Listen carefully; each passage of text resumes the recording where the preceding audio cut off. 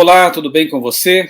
Estou muito contente. Neste vídeo aqui eu quero bater um papo com um grande amigo, alguém que conheço já faz pelo menos um par de décadas aí, né, Rubem? E para mim é uma alegria revê-lo e saber que ele está bem, apesar de nesse momento ele estar residindo na Ucrânia. Sim, a conversa agora vai ser sobre a Ucrânia, sobre essa crise, mas vamos falar sobre outras coisas também, coisas boas também. O Rubem Dargan Holdorf é jornalista, eu vou falar poucas coisas sobre ele, depois ele vai falar um pouco mais. Mas assim, eu conheço o Rubem desde quando eu era recém-formado em jornalismo, lá em Santa Catarina. Eu lecionava História na Escola Adventista Central de Florianópolis, e nós começamos a trocar correspondência. Sabe o que é isso? Cartas. Nós conversávamos por carta. Não havia naquela época e-mail, muito menos essas redes sociais modernas aí, né? Então nós conversávamos, o Rubem já era formado há mais tempo que eu, inclusive na época ele também lecionava e era um dos editores do jornal Estado do Paraná. E eu tenho a alegria, inclusive, de guardar comigo no meu portfólio a primeira matéria que foi publicada, depois que eu me formei em jornalismo na Federal de Santa Catarina, a minha primeira matéria publicada na grande imprensa. Foi justamente o Rubem, como editor, que publicou um artigo de página dupla dominical sobre criacionismo. Né, Rubem? Lembra disso aí, né? Aproveita então, na fogueira. Fala um pouquinho aí sobre a sua carreira e sobre aqueles idos tempos também. Eu me formei também da Universidade Federal, só que do Paraná, e trabalhei desde o primeiro ano na editora da Universidade Federal do Paraná. Depois fiz estágio no jornal da Associação Sul Paranaense, junto ao pastor Luiz Alberto Nadalini, arquiteto, pastor e jornalista. Eu incentivei ele a fazer jornalismo e ele foi lá e cursou jornalismo. Foi um dos melhores diagramadores que eu vi na minha vida. Ele fazia tudo de cabeça, visão de arquiteto. Certo. E depois eu trabalhei no jornal de bairro, fiz estágio no jornal de bairro, e quando me graduei, fui contratado pelo jornal, pelo grupo Paulo Pimentel, nos jornais do Estado do Paraná e Tribuna do Paraná. E alguns anos depois de estar labutando na redação, fui convidado para ser secretário de redação da Tribuna do Paraná, ao mesmo tempo, e um outro diretor me convidou para trabalhar com uma tal de internet. Aí Isso é o quê, Rubinho? Os anos 90, né? 1996. 96. O primeiro jornal online do Brasil, foi o JB Online. Foi criado pelo Rosenthal Alves, que hoje é o diretor do Knight Center da Universidade de Texas. Uma coisa interessante, o primeiro editor de página de conteúdo, que foi o UOL, em 95, o Caio Túlio Costa, que foi o primeiro ombudsman no jornalismo, na Folha de São Paulo, em 89, ele é professor de Colômbia. O Rosenthal Alves é professor da Universidade do Texas. E eu estou aqui na Ucrânia. Eu fui o primeiro editor, me tornei o primeiro editor do sul do Brasil, de um jornal, porque o Zero Hora só foi abrir online em 2000. E o Estado do Paraná abriu o Paraná Online em 97. Nós começamos com os trabalhos de teste, de treinamento em 96. Fizemos a primeira transmissão, eu não sei, desconheço outra transmissão, de jogo de futebol à distância entre Atlético e Ji-Paraná, lá de Rondônia, com câmeras colocadas em vários pontos do estádio, e nós fotografávamos da redação do Jornal Estado do Paraná em Curitiba, a 3.000 quilômetros de distância. E deu certo. Então aquilo ali foi uma amostra de que era possível fazer alguma coisa. E aí nós levamos mais 7 meses, que criamos em 16 de junho de 97, começou o Paraná Online, que eu fui o editor nos 2 primeiros anos e meio.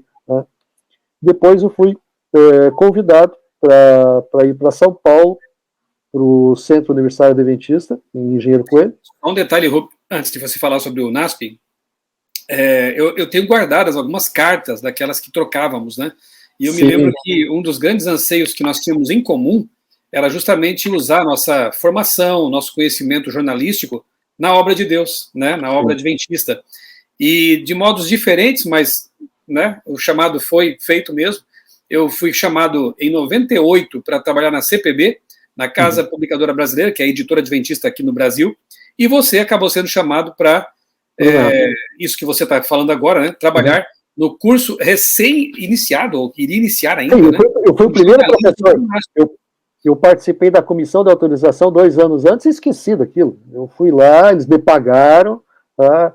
Eu era professor da Federal do Paraná, eu fiquei 1 ano só na Federal do Paraná, porque não tinha como conciliar as coisas. Eu era professor de História no Colégio Adventista também.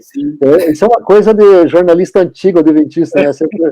Ser professor de História, né? Porque o Irineu Koch também foi professor de História lá no Rio Grande do Sul. Olha aí, os dinossauros da comunicação começando na história. Os 3, um em Porto Alegre, outro em Floripa, outro em Curitiba. E eu fui para o NASP, trabalhei até sair, estou aqui desde 3 de junho deste ano, né? Trabalhei até o início de maio no NASP. Já não estava mais dando aula, estava trabalhando na Unaspress, fazendo revisão, e ao mesmo tempo fazia um trabalho de missão, né, já com a UPEU, no Peru, fazendo palestras, participando de congressos, mesmo aqui eu fiz alguma coisa com a UPEU. A UPEU é a Universidade Adventista lá no Peru. É do Peru. E agora aqui temos essa missão, né? Ok, você foi chamado então para trabalhar na instituição educacional adventista aí na Ucrânia, né? Conta pra gente como é que foi essa mudança e o que você faz exatamente aí. O que aconteceu quando eu era coordenador, eu fui coordenador durante 5 anos do curso de jornalismo, do bacharelado de jornalismo no NASP. Né? E um dia, ao voltar de férias, vi que na minha caixa de e-mail tinha um e-mail desconhecido, nem imaginava, aí percebi que era uma instituição adventista da Europa convidando para um congresso, isso foi no início de 2017, para um congresso internacional de jornalismo. Eu falei, poxa, jornalismo na Europa? Eu nem sabia que tinha instituição aqui, não sabia. Para mim, as únicas instituições, a maior instituição é Newbold. Na Inglaterra. Na Inglaterra, Friedenthal. Na Alemanha, Friedenthal. Eu também não sabia até pouco tempo atrás. Eu sabia.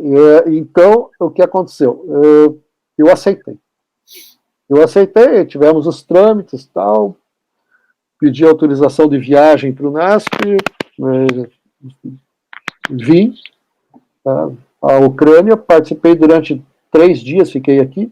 Foi 1 dia só de congresso e 3 dias aqui conversando com eles, sendo reuniões, tal, e alguém que era diretora eles chamam de cátedra ou cátedra, é o departamento, na verdade, cátedra é departamento, essa tradução correta, departamento de jornalismo, do curso de jornalismo,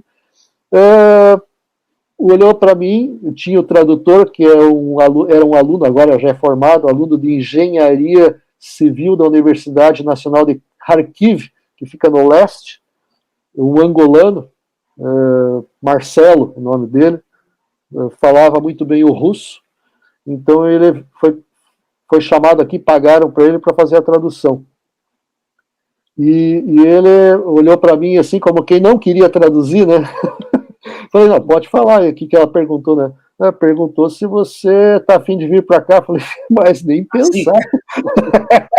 Mas não é meu sonho de consumo. Eu venho para cá para fazer turismo em Kiev. Aí. Já tinha passado um dia em Kiev, gostei demais da capital lindíssima, vale a pena, é a mais barata da Europa. Qualquer um que vir aqui não vai se arrepender, é um bom investimento cultural, gastronômico, enfim, né? É seguro, é um país seguro, não tenho que reclamar daqui, mas ficou aquela coisa, não morro, né? E eu volto para o Brasil, e em 2018 eu imagino assim, quero me aposentar. estava aquela história de reforma da Previdência, falei, isso aí vai dar tudo errado, a gente não vai ter aposentadoria, a nossa aposentadoria vai ser na eternidade. Aí ela insistiu, mas o que você quer para vir para cá? Falei assim, eu não quero nada de vocês, não quero dinheiro, não quero nada. Eu quero me aposentar e vou aí de graça. Vou aí por missão. Né? Mas, no momento, não. Né? Não, mas o que você... Se você continua como obreiro, o que você gostaria? Não, só se for interdivisão. Por quê? Se eu tivesse 30 anos de idade, é uma outra situação. Eu estou para me aposentar. Eu não posso largar tudo. Aposentar seria uma responsabilidade com minha esposa, com minha família, comigo. Né? Então, só se for interdivisão. Tá? Não tem. Para quem está acompanhando essa conversa e não é da Igreja Adventista, interdivisão seria uma transferência oficial, né, de sedes regionais, mundiais, de uma para outra. Né? Sim, sem perder os benefícios de um obreiro. De obreiro, principalmente previdenciários, né?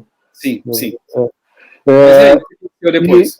Pois é, aí eu falei, não, só se for dessa maneira. Aí eu falei, então tá bom. Então tá bom. Um mês depois, eu recebo o outro WhatsApp dizendo assim, ó, foi aprovado, a comissão da instituição aqui aprovou. O Instituto Ucraniano de Humanidades aprovou, está mandando para a divisão Euroasiática, que é a igreja é dividida em 13 partes no mundo, 13 regiões, e uma dessas regiões é a divisão Euroasiática, que é composta pelos antigos países que formavam a União Soviética, né? Mais o Afeganistão. Agora, Rubem, assim, rapidamente, o que você faz aí, o que você tem feito aí na nossa instituição de ensino da Ucrânia? Eu fui chamado para cuidar da construção. Quando a gente fala construção, não é fazer um prédio, né? Pode ser arrumar uma sala, enfim, fazer um laboratório, que seria a redação, a agência de jornalismo, como nós tínhamos lá no NASP, para fazer isso. Tá? Orientar os alunos, estimulá-los ao empreendedorismo, porque a igreja há muito tempo está tendo uma hemorragia de jovens, o Canadá aprende inglês e vai embora, vai para o Canadá, vai para os Estados Unidos, vai para a Inglaterra, vai para Espanha, Itália, isso enfraquece a igreja. Eles querem fortalecer a base da igreja aqui, com profissionais que melhorem as condições da igreja, não só de natureza de pessoas, de pessoal, de membros, de membresia, mas também financeira. Né? Esse era o primeiro desafio. Como houve essa mudança, a pessoa pediu demissão e quem entrou, acho que não estava conhecendo como é que eram os procedimentos e me designou essa outra tarefa. Para mim foi um desafio, tal, eu aceitei, sem problema nenhum. E agora, aí pediram para cuidar do intercâmbio de alunos, fazer os contratos. Então eu fiz os contratos bilíngues, contratos em inglês e espanhol, com Monte Morelos, a Universidade União no Peru e a Del Plata na Argentina, que ainda está em processo de finalização da parte agora da Ucrânia, está fazendo o documento final, já que foi aprovado do lado de lá do Atlântico, foram aprovados os documentos, e agora a parte que não me compete, né? Eu já fiz a minha parte em fazer o meio-campo, essa negociação e a proposta de projeto e o rascunho de um documento que ainda não é oficial. Né? E a outra coisa foi participar de comissão que fez uma avaliação crítica da grade com novas propostas. Isso eu participei. Então, agora, Rubem,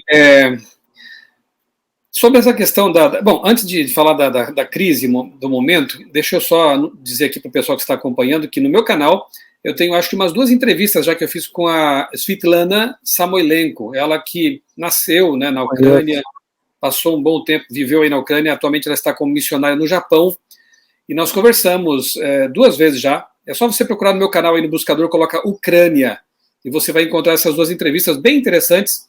A gente fala um pouco sobre o país, sobre os tempos do comunismo, né, as dificuldades que os adventistas enfrentaram aí na Ucrânia e sim, a tremenda prova muitas provas de fé, de perseverança do povo ucraniano adventista.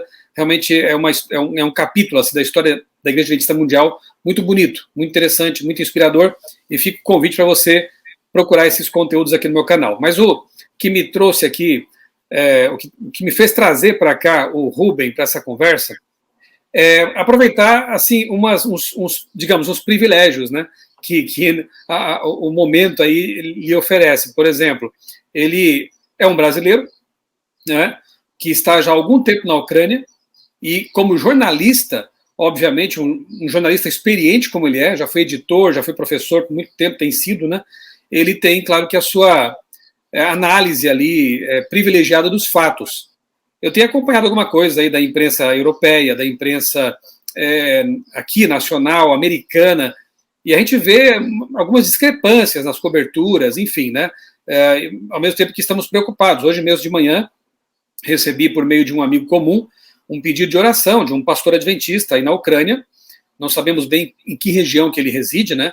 Mas assim, dizendo que o país está cercado, por quase todos os lados, por tropas e armamento russo, e a situação assim bem delicada. Então eu queria saber do Rubem, como jornalista, como morador, né, da Ucrânia, qual a sua avaliação, Rubem, da situação neste momento aí na Ucrânia? Bom, vamos lá por partes aí. Nós temos aqui dentro do campus, temos obreiros de outros países, né, da América Latina e também da Ásia, né? E um deles recebeu uma informação da sua embaixada para não sair de casa. E aí ele me comunicou, ele falou assim, olha, entre em contato com a sua embaixada para saber o que eles têm a dizer, porque não é para sair de casa, é perigoso, né?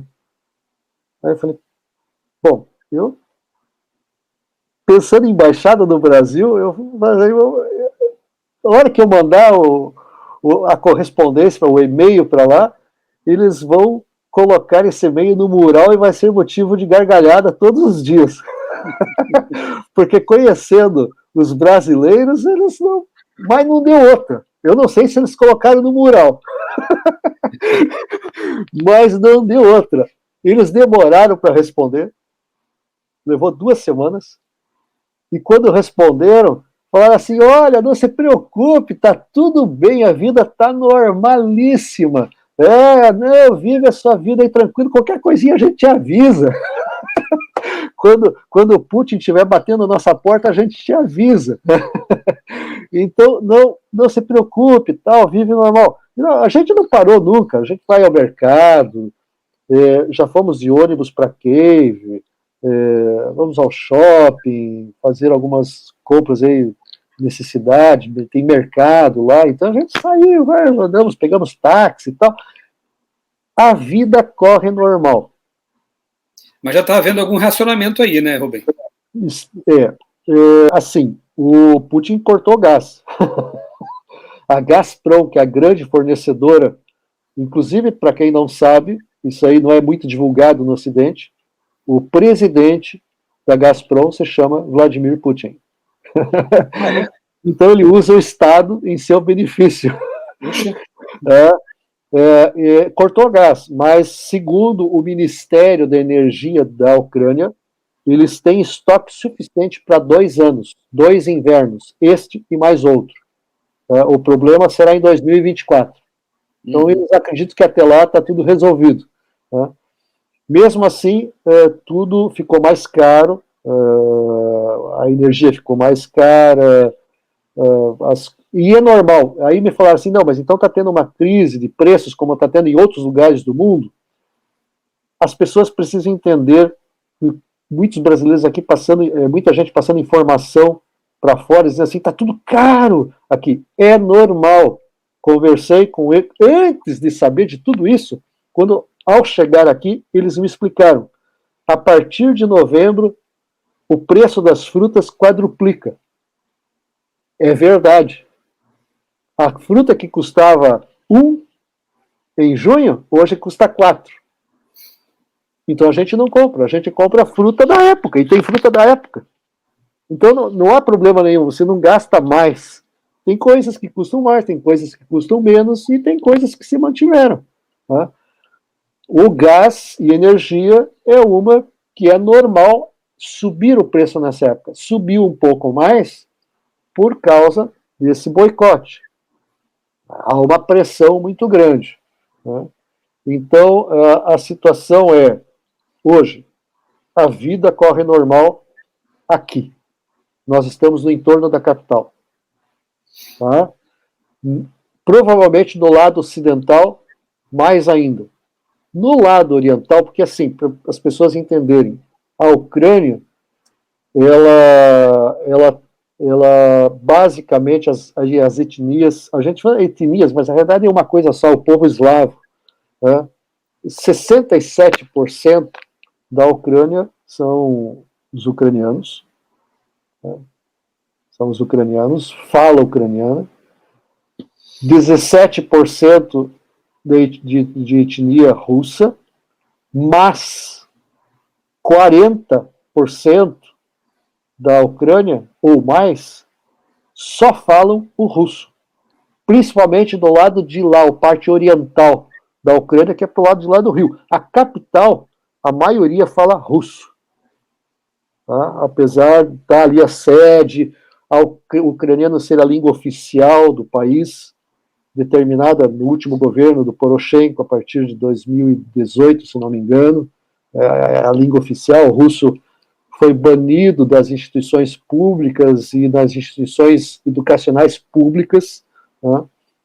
Então não se ensina mais o russo, a documentação é toda em ucraniano. Né? Mas as pessoas falam russo. Aqui, nessa região que é da Grande Cave, nós estamos a 20 quilômetros da parte noroeste da capital. É uma região assim normalmente a região de veraneio dos ricaços da capital. Né? Então é uma região aqui muito próspera, né? Os pobres no meio dos ricos aqui, né?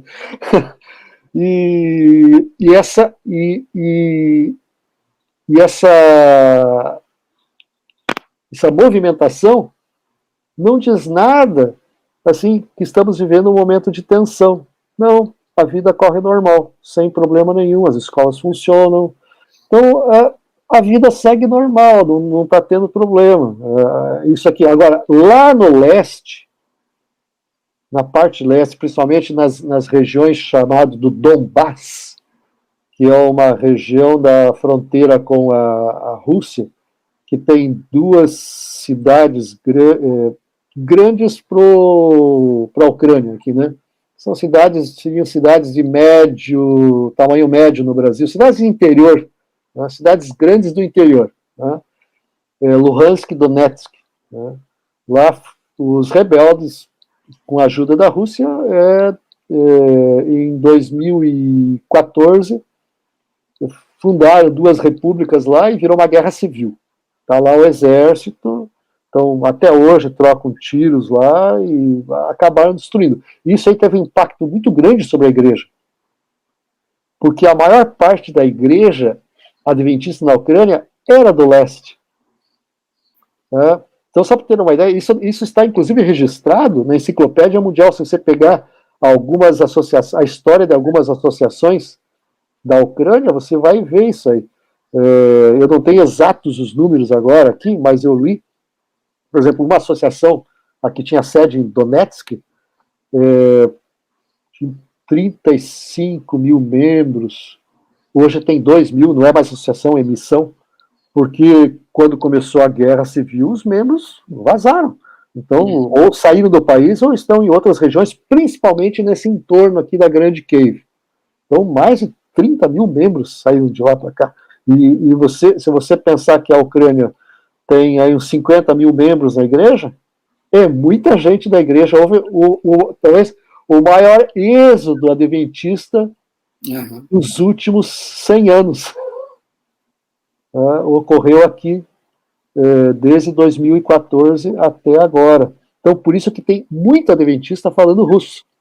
Porque naquela região, a exclusividade, a língua falada é o russo. Até pela proximidade com a Rússia, né? Exatamente. Né? Agora, Rubem, duas coisas.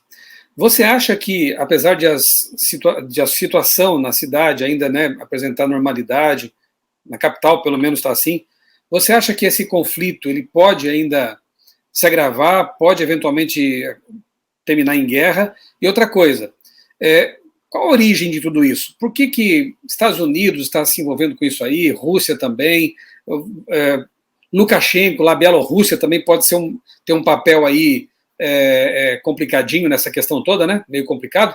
Então, essas duas coisas, queria saber de você. Primeiro, você acha que pode evoluir para um conflito real e como isso tudo começou? Pode. Pode. No momento em que a Bielorrússia se manifestou, até então, enquanto estava a Rússia, eu não acreditava. Tá? Mas no momento em que as notícias saem invertidas, ou então que os Estados Unidos se negam a qualquer tipo de negociação, e com a entrada da Bielorrússia, aí eu começo a desconfiar de algo. Aí complica. Aí complica. Por quê? A Rússia ela está fazendo o jogo dela. Porque, afinal de contas, a OTAN e os Estados Unidos... Os Estados Unidos estão dentro da OTAN, então eu vou falar a OTAN. A OTAN, que é a Organização do Tratado Atlântico Norte, que foi uma organização para proteger os países do Ocidente contra o avanço comunista, criado depois da Segunda Guerra Mundial, liderada pelos Estados Unidos, e que tem como membro também o Canadá, e mais os países da Europa Ocidental, para quem não sabe o que é a OTAN, então é uma organização militar, ela pertence à União, ela não pertence, ela está vinculada, parte dela vinculada à União Europeia, porque boa parte dos países, se não todos os países da União Europeia, fazem parte da OTAN. Né? Então, é a Organização Tratado Atlântico Norte, né? Isso. E a Ucrânia, em 2012 ou 13, se não me engano, teve um referendo que eles optaram por entrar, todo mundo queria entrar na União Europeia. Não é na OTAN, na União Europeia. Questões econômicas, melhora da situação. A Ucrânia estava entre era o top 5 da pobreza na Europa. Né? Tá invertido aí, não eram os mais ricos, está entre os 5 mais pobres da Europa. É Moldávia, Romênia, Albânia, Sérvia e Ucrânia. Né? São os miseráveis. Né? Agora, quando você fala em pobre, não dá para. Não compara com a América Latina. A pobreza da América são coisas diferentes. Aqui, eu diria assim, um pobre com dignidade. Ele não vai morrer de frio no inverno. Ele tem trabalho, ele tem um salário. Mas, para o padrão comparado da Alemanha, do Reino Unido, da França, aí a distância é avassaladora. Né? Mesmo porque o índice de corrupção, durante muitos anos nesses lugares, aqui nas antigas repúblicas soviéticas, é gigantesco. Né? Isso aí está tentando ser corrigido, principalmente na Ucrânia. Principalmente na Ucrânia. Se tem um país da antiga república, da antiga União Soviética, que tenta sanear a corrupção, acabar, erradicar, é a Ucrânia. Principalmente no governo atual do Volodymyr Zelensky. Tá? E por isso ele acabou arrumando inimigos internos. Então esse é um outro aspecto que nunca foi abordado pela imprensa. Então eu fico assim, estarrecido, mas não é de se admirar, porque a minha dissertação de mestrado na São Marcos foi justamente jornalismo internacional, como que funciona uma editoria internacional. Então eu já sabia. Né? Hoje não me admiro, mas eu fico assim, estarrecido, porque eles continuam fazendo a mesma coisa, enganando as pessoas. Então, ontem, CNN, a Ucrânia vai ser invadida a qualquer momento, as tropas estão na fronteira. Mas é o direito da Rússia, é o lado deles, eles podem ir para onde eles quiserem com as tropas, fazem o que eles quiserem. Se eles vão invadir ou não, aí não sei. Né? Tem que perguntar lá para o general. E ele não vai avisar. Né? Então, essa é uma coisa. Desculpa. Quando a informação vem, eu queria saber de onde é que ela vem. Eu me lembro de um autor que foi correspondente em Israel, um brasileiro, de origem judaica, Zev Givelter, né? Era do Rio de Janeiro. Ele trabalhou muitos anos para o Jornal do Brasil, como correspondente em Israel. E no livro dele, ele fala que a primeira informação, a informação original, as pessoas deveriam saber que a informação original que chega nos jornais sobre o front, ela saiu da caneta de um tenente-coronel. Que vai dar, ele não vai dizer, vamos atacar, vamos ir pela direita, pela esquerda, vamos atacar, não vai. Então, o jornalista que fala uma coisa dessa, ele está inventando, ele não tem. Então, a CNN falou isso, e aí chamou o repórter. Falei, opa, agora está ficando sério, chamou o repórter, deve estar aqui, né? Repórter brasileiro aqui, né? E Luísa Vilela falando, as tropas estão se movimentando, a Rússia saiu das negociações, o Putin disse que a qualquer momento pode... O Putin nunca falou nada sobre atacar, ele sempre tem falado sobre regras, questões de respeito e negociação. Depois a gente volta a essa questão das regras aí, importante. E aí, de Nova York. Nova York. Aí é fácil ser correspondente de guerra. Eu queria ser correspondente de guerra. Em Londres, em Paris. Aí é fácil. Que credibilidade tem esses jornalistas? Nenhuma. Eu não sei se tem outro brasileiro aqui jornalista, mas acho que eu sou o que está mais próximo do front aqui. Estou a 800 quilômetros lá de Donbass, mas estou a 200 quilômetros ao norte. Aqui tem a fronteira ao norte aqui da Rússia, que é mais próxima a Moscou, inclusive, que é uma região meio zona cinzenta lá por causa de Chernobyl. Né? Então ninguém vai lá, né? Não está afim de ter urânio no corpo, né? Nem plutônio. E essa questão é preciso ver o histórico, porque essa coisa vem desde lá no ano 1000. A Ucrânia sempre foi um local. Essa região aqui é uma região de passagem, norte, sul, leste, oeste. Então, vários povos passaram por aqui e invadiram. Se você pegar e ler o Laurentino Gomes, a nova série dele, o primeiro livro da nova série, Escravidão, ele tem um capítulo dedicado à escravidão não africana. Até o século XVIII, não eram os africanos, não era a maioria de escravos no mundo, eram brancos. Escravidão branca, né? Sim. Principalmente da Ucrânia, que eram escravizados, levados para a Rússia, levados para a Polônia, até para a Alemanha, né? Ou então vendidos para mulheres e homens vendidos para os haréns do Império Otomano. Tinha muito mais escravos que saíram daqui da Ucrânia do que da África. Da África cresceu bastante, teve uma explosão muito grande por causa das descobertas de minas de ouro e prata na América Latina, que daí sim, quando Minas Gerais se tornou o grande centro econômico da colônia brasileira, e essa foi a mudança. Agora, aqui sempre foi o local de passagem, e eles nunca conseguiram estabelecer uma nação. Quando tinha uma nação, sempre vinha alguém, invadia, tomava, revoluções, guerras internas entre eles, até que no século XIX, um tal de Taras Shevchenko, que era um poeta, um escritor, nasceu aqui no Império, e é considerado um dos grandes nomes, os ícones, como se fosse o patrono, é o nosso José Bonifácio, né? Ele, inclusive, foi, por causa das atividades políticas dele, ele foi levado, pelas coisas que ele escrevia, ele foi levado preso político, com tornozeleira eletrônica no século XIX, para Leningrado, onde ele faleceu, né? Mas tem até, em Curitiba, tem uma estátua na Praça Ucrânia, no bairro do Bigorrilho, a Taras Shevchenko. Só para vocês terem ideia, tem 3 estátuas no Brasil. Em Prudentópolis, que é a cidade dos ucranianos, uma em Curitiba e a outra, eu não sei se em Santa Catarina ou no interior do Paraná também. Tá? Então, inclusive, a universidade aqui nacional, a maior universidade do país, chama-se Universidade Nacional Taras Shevchenko. Tá? Então, esse sujeito, ele formulou as regras do que seriam a língua ucraniana, formatou e o novo país. Ele idealizava isso. Só que isso não aconteceu. O Império Russo bateu firme aqui, tanto que muita gente acabou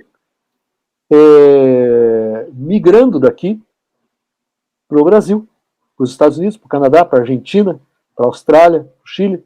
O Brasil foi o terceiro polo de imigração ucraniana no mundo, depois dos Estados Unidos e Canadá.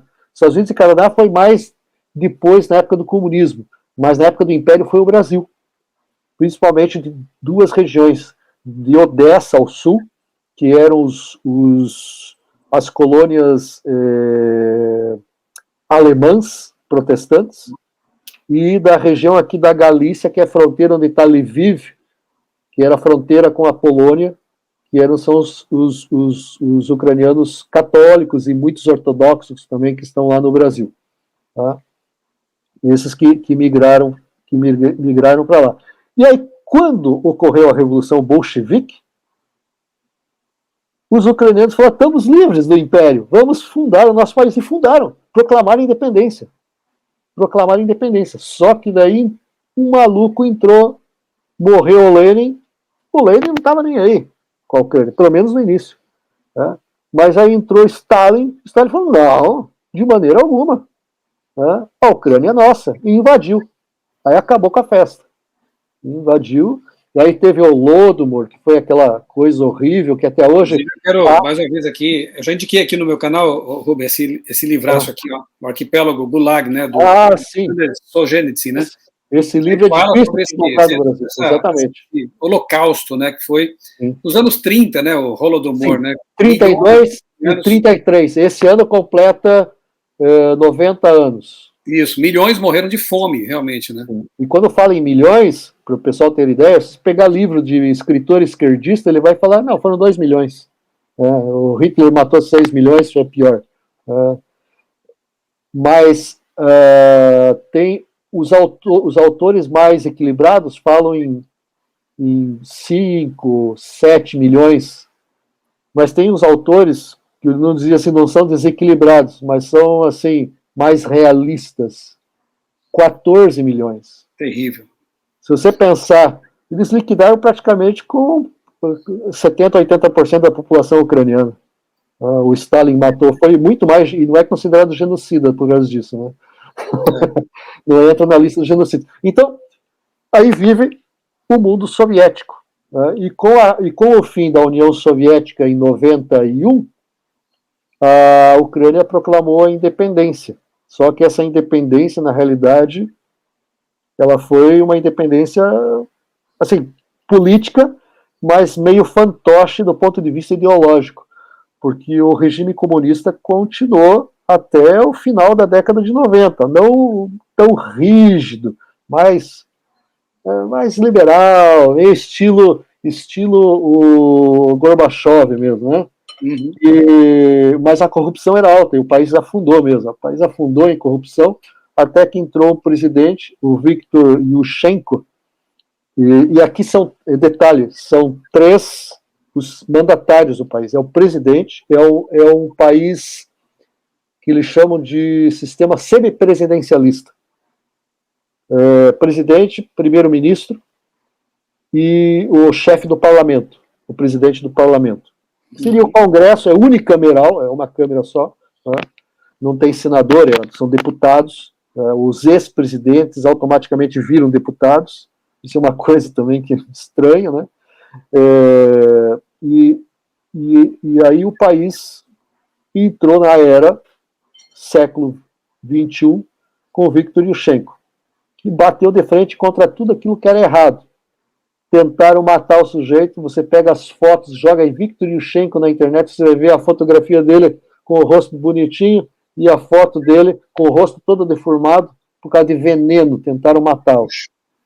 Quer dizer que os saudosos do regime comunista corrupto quiseram tirar o camarada que queria corrigir as coisas. Sim, porque o camarada anterior, ele pegou e ele loteou o país entre os amigos. Loteou. Então você fica com o gás, você fica com as minas, você fica com a energia, você fica até com loja de até com confeitaria. Confeitaria no país é tudo literalmente, o cara que fez negócio de confeitaria. Tem um aqui que é dono de 1.700 postos de gasolina. Praticamente tudo é dele. Tá? Então, esse camarada não quis mais ser presidente, falou, dessa não entro mais, a próxima eles acertam a dose do veneno e acabou a festa, né? E entrou um engenheiro que veio de Donetsk, chamado Viktor Yanushchenko. Tá? Esse sujeito foi bem na época que eles optaram por entrar na União Europeia. Pressionado pela Rússia e pelos russificantes, que são aqueles do leste europeu que têm simpatia pela Rússia, que gostariam de ser Rússia, ou de ter um outro país, para eles, uma outra republiqueta onde eles pudessem reinar, esses camaradas reagiram contra a vontade da população e pressionaram o presidente, e aí ocorreu o que eles chamam aqui de Euromaidan, a revolta de Euromaidan. Teve a Revolução Laranja do início do século XXI, né, e teve a Revolução da Euromaidan, que foi aquela coisa, em novembro a população foi lá na praça, no centro de Kiev, e ficou até o inverno inteiro super rigoroso, resistindo às tropas, muita gente morreu, né, até fevereiro, quando o presidente daí vazou do país, foi embora para a Rússia, pediu asilo, e aí a Rússia invadiu. Começou a guerra civil, invadiu a Crimeia, pegou a Crimeia, e a região leste lá se transformou num cenário de guerra civil. A Crimeia sempre foi um ponto de atrito aí, né? Sempre foi, não só. Desde a época, o Império Britânico teve a guerra na metade do século XIX entre britânicos e russos na Crimeia. Né? E o que aconteceu foi que imediatamente já fizeram a eleição, entrou o presidente Petro Poroshenko, que era um empresário. Aliás, uma coisa interessante, né? No Brasil, o reino dos advogados, né? A maior parte dos presidentes tem curso de direito, né? Felizmente, nos últimos anos, até que isso não tem acontecido, né? Mas a maioria...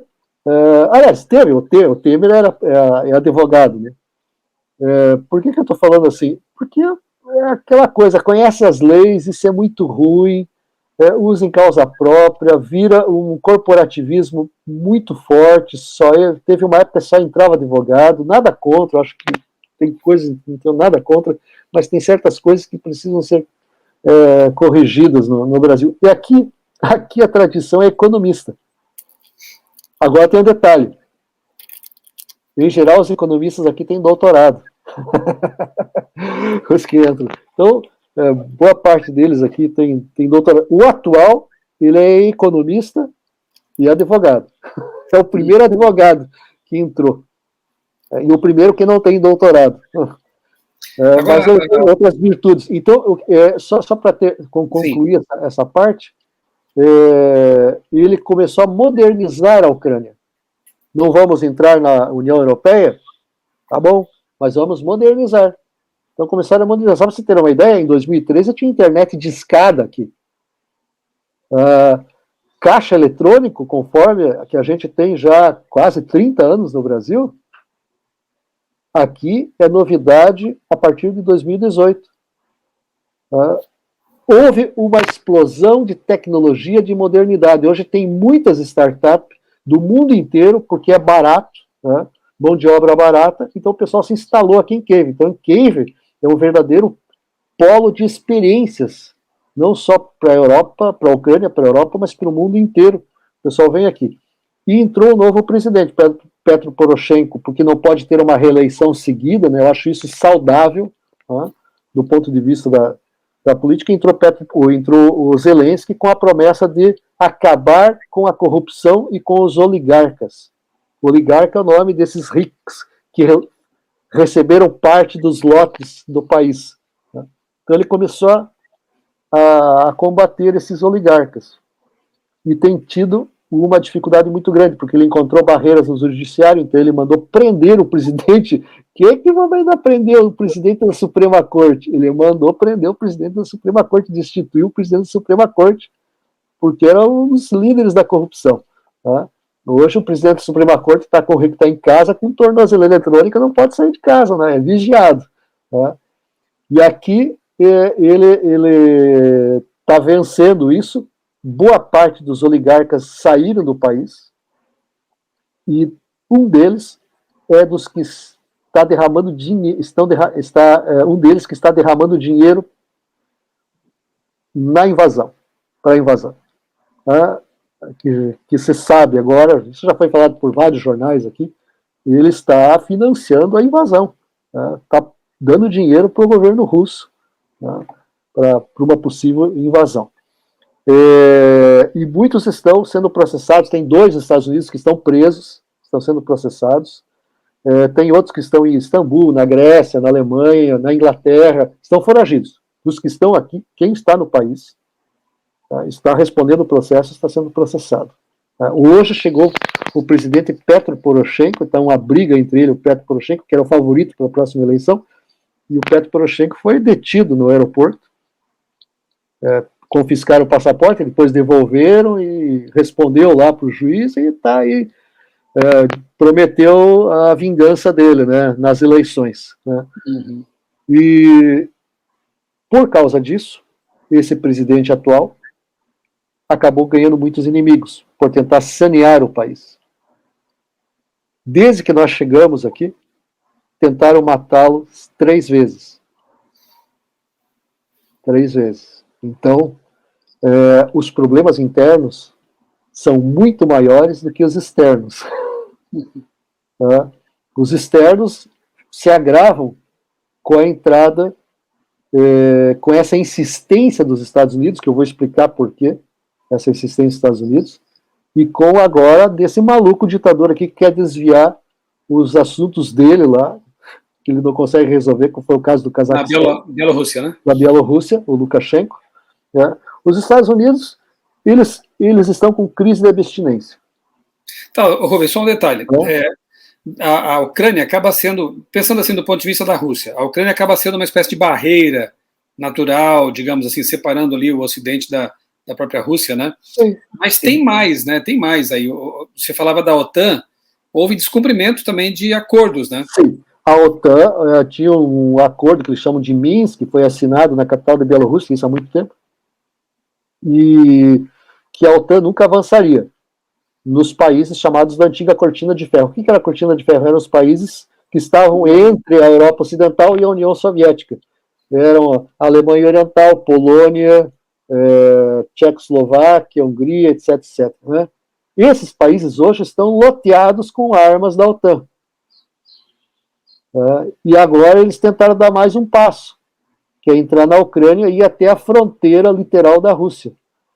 É lógico que o camarada ia gritar, até ao ponto, e eu comentei, antes de sair qualquer notícia, eu até comentei aqui com a minha esposa, falei assim, os russos deveriam ir colocar no México. Agora eles falaram, vão colocar em Cuba, de novo. Cuba e Venezuela, né? Talvez.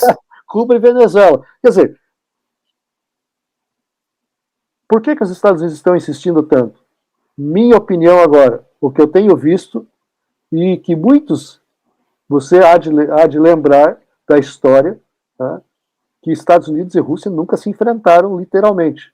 Porque se enfrentarem, acabou a humanidade. É o fim. Tá? Então eles sempre arrumam um cenário, um campo neutro e colocam lá seus fantoches. Uhum.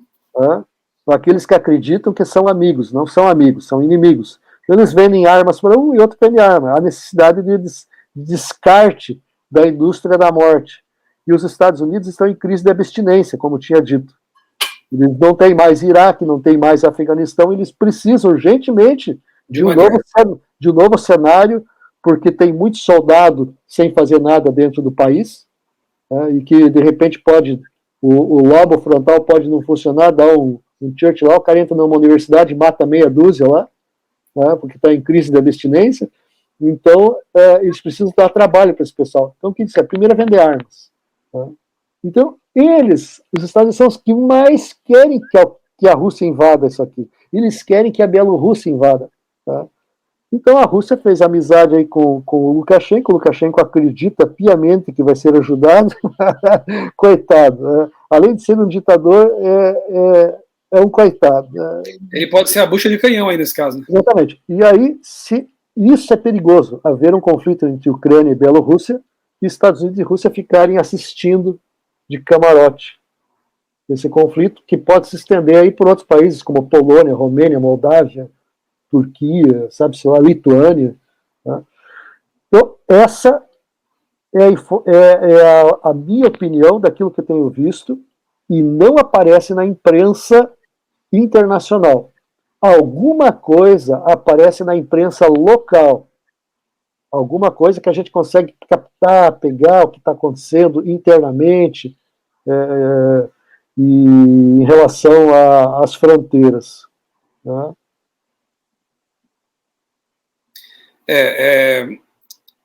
Se um conflito desse, ainda que os grandões não se envolvam, acontece, realmente isso acaba aprofundando a crise econômica, né? E, enfim, uma escalada de coisas ruins que vem, né? Eu vejo assim, se isso acontece na Ucrânia nesse momento, que eles estão tentando sair, que, olha só, uma coisa interessante, pouca gente sabe. Por que a Europa Ocidental tem tanto interesse aqui? A OTAN tem interesse em colocar armamentos, mas a Europa Ocidental, no mundo econômico, por que eles têm interesse? Primeiro, mão de obra barata. Segundo, custo de vida aqui é baixo. Né? Tem qualidade de vida, dá para ter qualidade de vida muito boa aqui, mas a custo baixo. Outra, a Europa Ocidental, diante de tantas crises da natureza, você que estuda mais isso do que eu, questões ecológicas, que estão afetando, inclusive, a agricultura, tem muito interesse na Ucrânia, porque a Ucrânia é o celeiro da Europa. É o grande produtor de cereais da Europa, de alimentos da Europa. Para quem não sabe, a Ucrânia tem um território bem grande, né? Assim, e tem uma das terras mais férteis do mundo, que é o Chernozem, chamadas Terras Negras.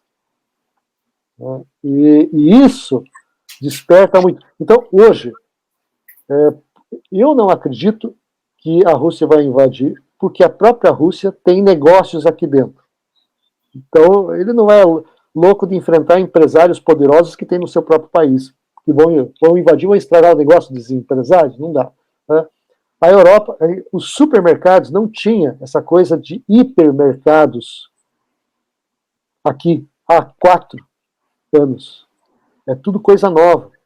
E são todos supermercados. Supermercado da Alemanha, supermercado da Islândia, supermercado da França, principalmente a França entrou forte com vários supermercados aqui, vários grandes atacadistas, varejistas atacadistas, muitas empresas. Se sair daqui e for para a avenida, fica a 1 quilômetro daqui, a principal entrada da cidade, que vem de Kiev, você vê um caminhão atrás do outro, aqueles caminhões grandes de 30 metros, baús de 30 metros, todos da Alemanha. Todos da Alemanha, placa da Polônia, da Alemanha, todos do Ocidente. Então, a economia está girando muito, eles estão derramando muito dinheiro, estão investindo pesado aqui. É lógico que eles não querem, não vão entrar numa. Para que vão estragar o negócio? Não tem. Todo mundo sairia perdendo. Exatamente. Agora, quem está ao norte, que não tem nada a oferecer, nem para o seu país, muito menos para os outros, e precisa desviar o foco das coisas que ocorrem dentro, que lá teve uma rebelião e eles esmagaram a rebelião. Tá? Então agora ele quer desviar o foco de dentro do seu país, das desgraças, misérias do seu país, para uma guerra com outro país. Sim. Né?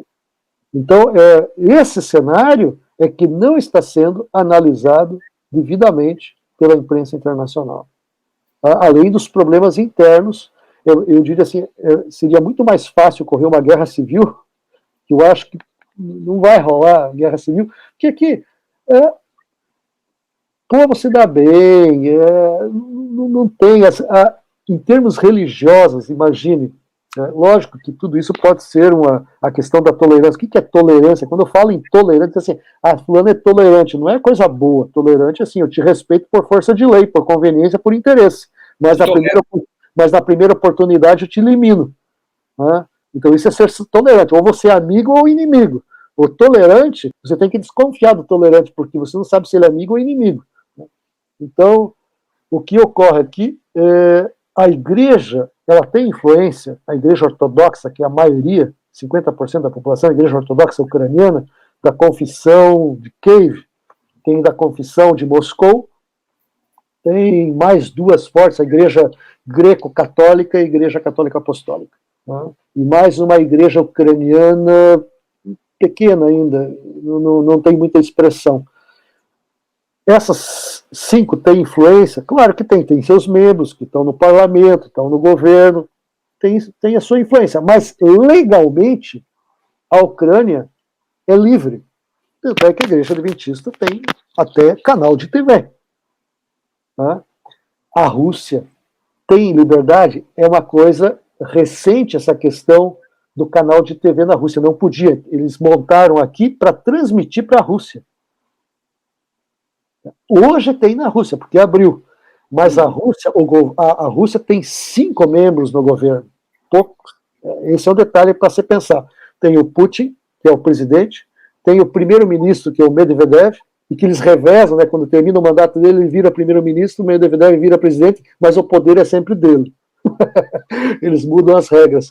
Tem o chefe do Estado-Maior militar, tem o da Duma, que é o Congresso da Rússia, né? E tem o que aqui é a Rada, lá é a Duma, né?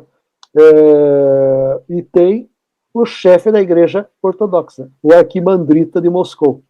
Uhum. Então ele tem uma influência muito forte. E eu tenho imagens, tenho fotos que eu guardei aqui dessa relação.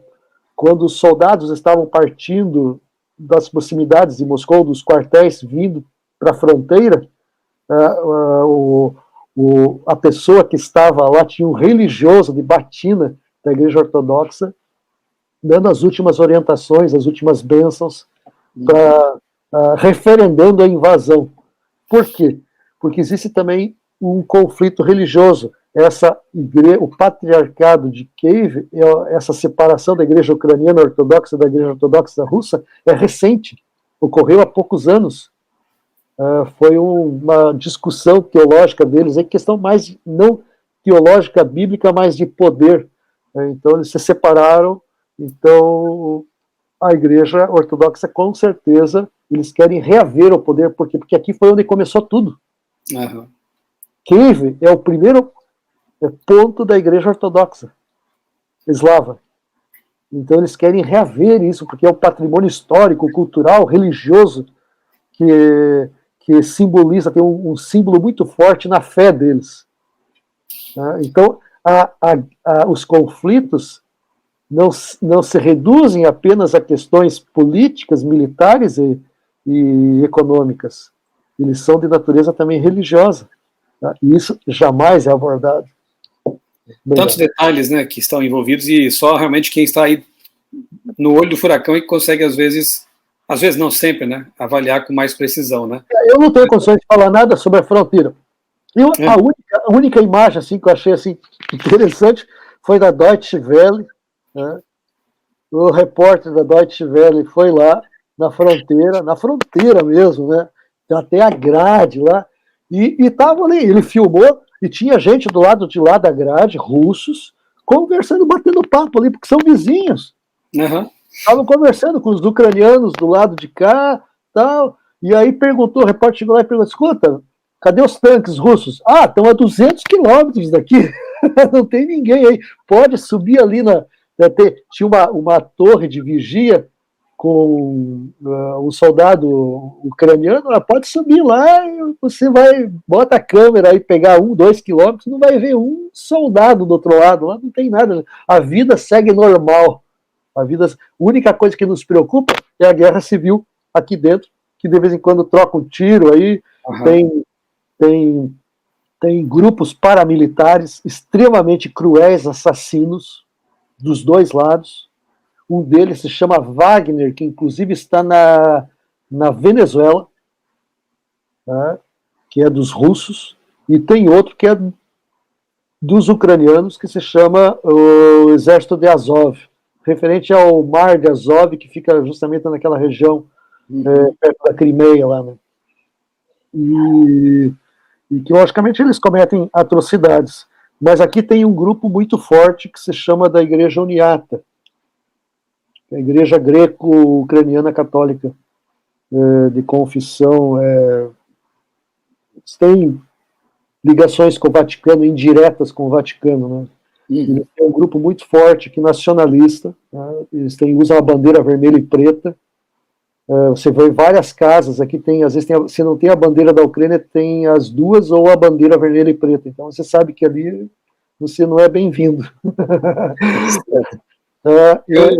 Mas eles não, a gente vê as pessoas, ninguém está agredindo ninguém na rua, ninguém está de cara feia com você, não tem isso. Então, é uma visão de quem está do lado bom. Eu não sei do lado de lá, na fronteira, como é que as coisas estão.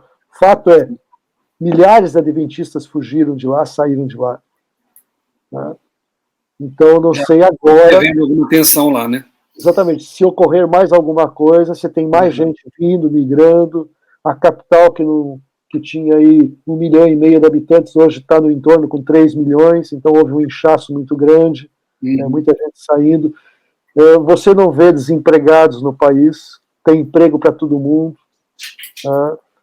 É um país que tem uma formação ainda da época soviética, uma formação superior.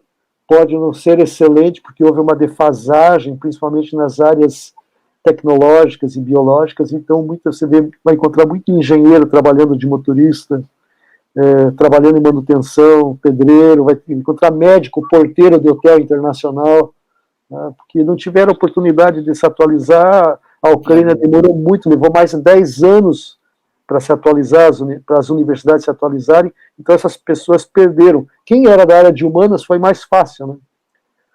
Mas para quem era dessas outras áreas que depende de contato, de interação com o planeta, quando a porta se abriu, eles viram outro mundo e viram que, nossa, estamos muito longe. Né? Bom, Rubem, eu até gravei um vídeo aqui no meu canal, né, anteontem, eu creio, falando sobre a questão das guerras, rumores de guerras, né, que se inserem na profecia, né, ali em Lucas 24, especialmente, Jesus coloca isso como prenúncios, né, prenúncios do fim que nós cremos breve virá. Então, nós continuaremos orando aqui, para que seja só o rugido dos leões, né, mas que esse rugido não passe disso aí, que sejam só rumores realmente, mais uma vez. A maior preocupação nossa aqui é em relação à igreja, porque é a segunda maior igreja da Europa. É a romena primeiro e aqui é a segunda. Então a gente fica pensando assim, se ocorresse, qual o motivo, o que Deus quer das pessoas, né? Eles sofreram tantos anos, 70 anos, sofrerem agora de novo, mais um sofrimento. Agora que a igreja tem um canal, agora que a igreja tem escolas, que está prosperando, está batizando pais, batizando alunos, que tem uma instituição superior, que é a maior da Europa, que nos trouxe aqui, tem outros obreiros aqui, e de repente, para que a gente veio aqui? Para voltar? Para sair? Quer dizer, tudo tem um propósito. Sim. Então, a gente crê que Deus está na direção, a gente tem orado muito pela liderança desse país. Uma coisa interessante, poucos sabem, não se atém, mas o Petro Poroshenko, quando era presidente, o primeiro-ministro era um judeu ortodoxo, guardador do sábado. Eu acho que essas oportunidades não podem ser perdidas, deve ter contato, a igreja deve ter contato. Hoje, o Schmigel, que é o primeiro-ministro, só o nome já diz, ele é judeu também ortodoxo. O anterior do parlamento também era judeu, não ortodoxo, mas também era judeu. E o Zelensky é judeu. E esse é outro detalhe. Há muito muito incômodo religioso pelo fato de ter outros que não fazem parte da maioria religiosa. Uhum. Isso incomoda muito. Tá? Mas como é um país que tem leis e que definem o país, que definem a nação com liberdade, não com tolerância religiosa, na Rússia é tolerância, aqui é liberdade religiosa, então mesmo que as pessoas se incomodem, mas é a vida que tem que ser tocada assim, e é melhor, é mais saudável, isso já está mais que comprovado. Eu fui em uma cerimônia religiosa de lançamento de um monumento dos 10 mandamentos, que inclusive saiu na revista Adventista, eu mandei para o Márcio Tonetti em junho, na cidade vizinha, aqui ao sul, em Irpin, e lá tinha todos esses que eu falei, ortodoxos, 2 ortodoxos, o católico, tinha um da Igreja Batista, harmonicamente discursando, agora é minha vez, agora é sua, tal, e todos ficaram conversando ao final ali, sem ter vaidades, nada disso. Então a gente crê que essa é uma grande oportunidade que a igreja precisa aproveitar, porque aquilo que está escrito, se não aproveitarmos em tempos de liberdade, teremos de fazer nosso trabalho em tempos de dificuldade. Verdade. Isso serve também para o Brasil. Uhum. Rubem, obrigado aí, viu, pela conversa, pela aula que tivemos aqui, né, de geopolítica, de história, de jornalismo também, né? Muito obrigado por essa. Eu não conheço todos os meandros da história, mas eu falei para você, tinha ido para a aula de ucraniano, e a saída da aula recebi uma mensagem: vem ao departamento. Aí eu cheguei lá, tem um professor, falou assim: eu quero te presentear. Ele me deu um presente.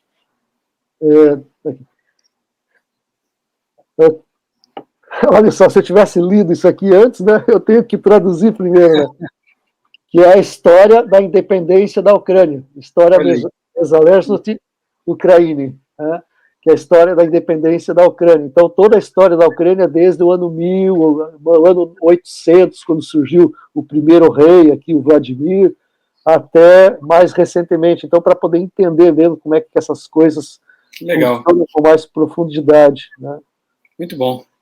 Mas obrigado mesmo, viu, Rubem? Que Deus continue abençoando aí a sua família, seu trabalho, a sua missão aí na Ucrânia, né?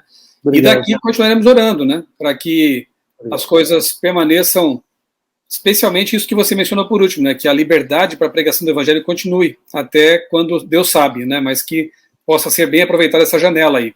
E que você continue ajudando a formar bons jornalistas, comunicadores, para anunciar a maior notícia de todas, que é a volta de Jesus. E se por acaso acontecer de Deus permitir que as coisas muito ruins aconteçam aqui, como uma guerra, eu acredito que ele tem um propósito, e se a gente voltar para o Brasil, eu diria assim, nós cumprimos, fizemos o nosso papel e... Sim, com certeza. Não sabemos o que é o futuro, o que a gente vai fazer daqui para frente, se sairmos daqui, mas estamos... Exatamente. Tá bom. Então, um grande abraço para você que nos acompanhou até aqui. Deus abençoe também a sua vida, abençoe a sua família. Permaneçamos firmes aí, porque, na verdade, este mundo inteiro está há milênios num conflito. Mas, em breve, esse conflito terá fim, com a volta de Jesus. Fiquem todos com Deus. Um abraço.